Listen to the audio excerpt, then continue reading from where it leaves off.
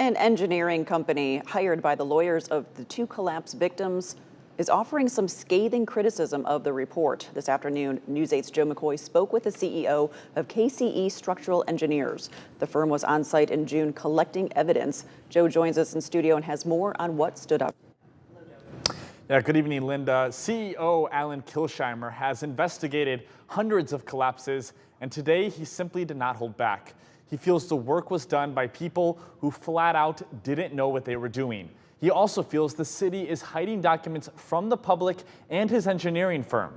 Allyn told me in the 400 building collapses his company has investigated, none have been handled like this one.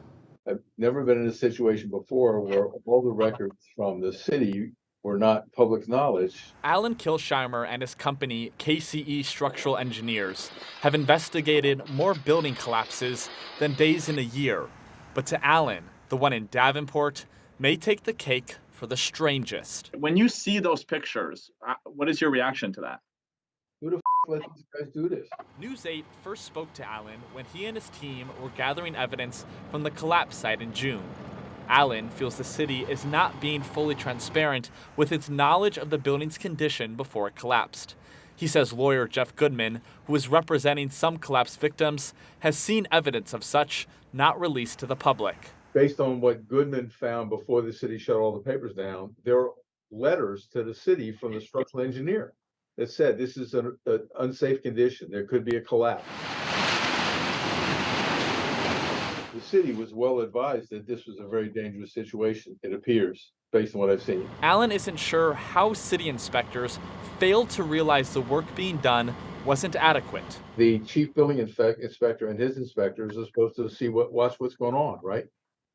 If they went there, they should have seen, hey, wait, that doesn't look good to me. It doesn't look like that'll work, right? Or they never went there. Who knows? The work, he says, was disastrous. The wall was this thick, but in places it was only this thick, right? And then these guys are taking brick off the outside face, and they don't have it supported. It's like if you stand up and you lift up one leg and you're standing on one leg, there's a point in time when you're going to fall over. As he sees it, a question that now remains is who will take the fall?